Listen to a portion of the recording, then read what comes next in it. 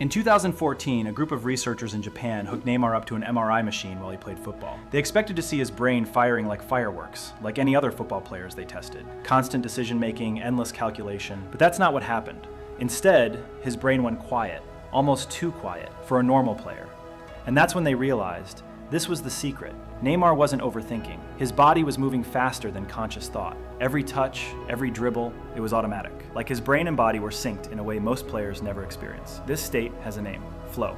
And once you enter it, you unlock a version of yourself you didn't even know existed. Faster reactions, perfect timing, unstoppable confidence. And the good news is you can train it. The bad news is that almost no one trains it. And in this video, I'm going to show you how to train it and understand it. So good that you can enter it in every match you play.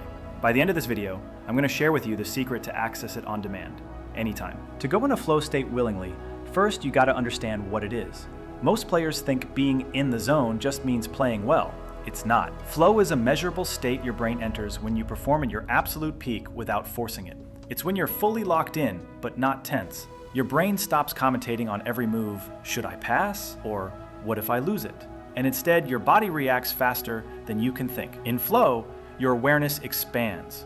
You sense runners behind you without even looking. Your reactions sharpen. You intercept passes that seconds ago you wouldn't have even noticed. And your timing becomes perfect. The tackle, the turn, the shot, it all just clicks. So it is crucial to learn this skill to be able to perform to an elite level. Science explains it like this. In flow, your prefrontal cortex, the part of your brain responsible for self-criticism and hesitation, temporarily shuts down. It's called transient hypofrontality, and it's why you stop overthinking and just play. Every great you've ever watched has lived in this state at their best moments. Messi dribbling through 5 players without glancing at the ball, Iniesta controlling the midfield like he's got a 360 radar in his head, Yamal threading impossible passes like he already knows where his teammates will be. They're not consciously trying in those moments. They're letting instinct, built through years of repetition, take over. Flow state isn't magic. It's the natural result of total presence meeting total skill. Why most players can't enter flow. So if flow is so powerful, why doesn't everyone play in it all the time? Because most players sabotage it without even realizing it. The first killer is overthinking. The second you start judging yourself mid-game, I shouldn't have lost that ball, coach is watching, I need to impress, if I miss this I'll look stupid, you've already yanked yourself out of flow. The second killer is the fear of mistakes. Flow thrives on freedom, but fear chains your game. When you're scared to try that pass, take that shot, or close down that striker, you hold back just enough to break the rhythm. And here's the thing, flow only lives in risk. Every magical performance you've ever seen was packed with moments where the player could have failed, but went all in anyway. The third killer is the external distractions. Parents shouting from the sideline, a defender trash-talking you, the scoreboard ticking down. Every time your mind leaves the present moment to think about what's out there, your brain slips out of that locked-in state. The truth? Flow requires 2 ingredients and most players don't have it together. The skill and the freedom from self-judgment. Without skill, you can't execute instinctively. Without the freedom, you hesitate and hesitate until the chance is gone. That's why those unstoppable players you see aren't just technically good, they're mentally unshakable. They know how to stay here in the moment no matter what's going on around them. The entry point. How to trigger flow on command. Flow isn't something you just hope for on game day. You can train it and trigger it like any other skill. There are 4 crucial steps to train this skill. Step 1 is to set the challenge right. If the game feels too easy, you get bored. If it feels too hard, you get anxious. Flow happens in that sweet spot, just beyond your comfort zone, where you have to stretch but still believe you can succeed. For an 8 out of 10 challenge, you bring a 9 out of 10 focus. Step 2, anchor yourself before kickoff. The pros all have pre-game rituals, and they're not superstition, they're psychological triggers. It could be the same warm-up song, the same breathing pattern, or even tying your boots a certain way. Over time, this tells your brain, it's time. Step 3, first action, full commitment. The fastest way to enter flow is to start the game with intensity. First duel, win it. First pass, crisp. First press, all in. Your brain follows your body. Show it you're locked in from second one. Step 4, narrow your focus. Forget the scoreboard, forget the crowd, forget the mistakes. Lock onto the ball, your man, and the immediate play. You can't control the whole match. You can control only the next moment. When you combine the right challenge, a mental trigger, and a focused first action, you create a shortcut into that zone where everything just clicks. And once you're in, your job is to stay there. That's where staying in flow, when pressure hits, comes in. Getting into flow is one thing, but staying there when the pressure spikes is the real battle. Because the moment you start thinking about not messing up, you're already slipping out of it. The key? Recentering. You need mental reset buttons that bring you back instantly. Here are the 4 resets that can help you achieve that. Reset number 1, physical cue. Some players clap their hands, some take a deep breath through the nose and out through the mouth. It's like clearing your browser tabs. You remove the clutter so the next play has your full attention. Reset number 2, verbal cue. One short, powerful word you repeat in your head. It could be focus, next, or even hunt. This reminds your brain of the mission without drowning it in overthinking. Reset number 3, micro goals. If you've just lost the ball or made a mistake, don't think, I need to redeem myself in this game. Think, I'm winning the next duel. One tiny target at a time keeps you from being swallowed by the moment. Reset number 4, anchor to the present. When your mind drifts to the scoreboard or the crowd, bring it back to the sound of the ball, the feeling of your studs on the grass, the breathing of the player you're marking. The present moment is where flow lives. Pressure tries to drag you into the future, into the what-ifs. Flow is about staying locked into right now. If you can reset, refocus, and shrink your world to just the next action, you'll hold your zone no matter how loud, fast, or chaotic the game gets. Flow in the big moments. Here's the truth. Big moments don't feel big until you start thinking about them. Finals, cup matches, the dying minutes of a draw, these situations only become too big when your brain magnifies them. The pros handle it differently. They treat a decisive moment the same way they treat a throw-in at training, as just another action to execute. Step 1,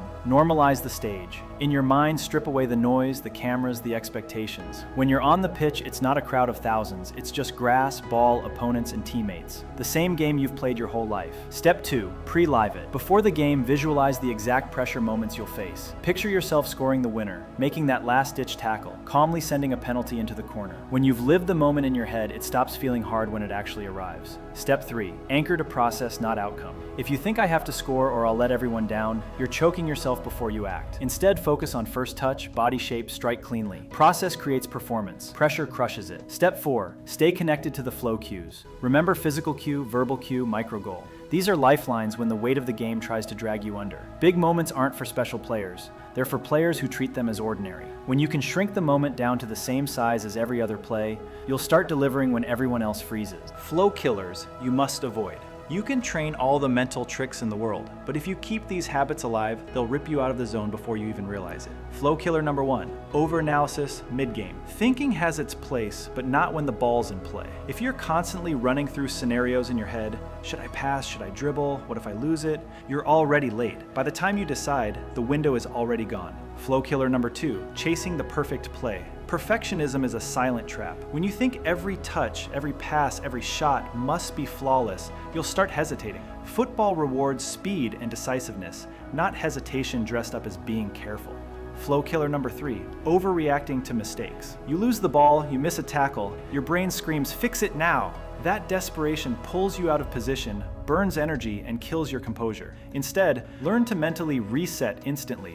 The next moment matters more than the last. Flow killer number 4, playing for approval. If your focus is on impressing your coach, your parents, or the crowd, you're no longer playing for the game.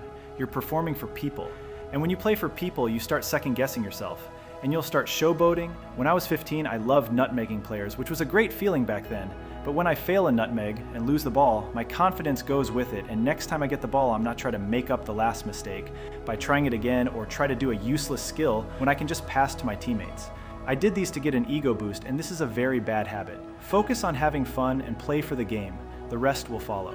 Flow killer number 5, comparing yourself mid-match. Looking at how fast, skilled, or confident another player seems will destroy your rhythm. Flow thrives on being in your own lane, and it collapses the moment you start measuring yourself against someone else. If you can cut these 5 habits, you'll find yourself staying in the zone for longer stretches, and that's when your best football shows up without you forcing it. And next, we'll see how to build flow into your DNA and make it a daily routine so playing in the zone becomes your default state. Building flow into your DNA. Flow isn't a magic trick you pull out only on big game days. It's a muscle. The more you train it, the more natural it becomes. So here are the steps to train it to become natural. Step 1, daily visualization. Spend 3 to 5 minutes every day picturing yourself in those high-pressure moments. See the pitch, hear the crowd, feel the ball at your feet, but most importantly, feel calm. See yourself making the right choice again and again. Step 2, small-scale pressure training. You don't need a stadium to work on flow. Recreate pressure in practice. Smaller spaces, limited touches, 1v1 or 2v2 drills with stakes. If you can stay composed when it's chaotic in training, the chaos in games will feel familiar. Step 3. Ritual before the whistle. Pros have little rituals before kickoff. A breath pattern, a stretch, a self-talk phrase. It's not superstition, it's anchoring. That ritual tells your body and brain, we've been here before, let's go to work. Step 4. Post-game reset. After matches, win or lose, take a few minutes to note what kept you in the zone and what knocked you out of it. Don't turn it into self-criticism. Treat it like data for your next game. When you live like this, flow stops being that rare game when I felt amazing and starts being how you play every time. The players who dominate aren't just the strongest or fastest. They're the ones who can stay calm in chaos, make the right decision under pressure, and never let the game speed them up. Train your flow, and you won't just win tackles, you'll own the pitch. If you like this kind of content that can help you improve in football exponentially, I'll really appreciate it if you like and subscribe, and make sure to comment down below. When was the last time you were in the zone?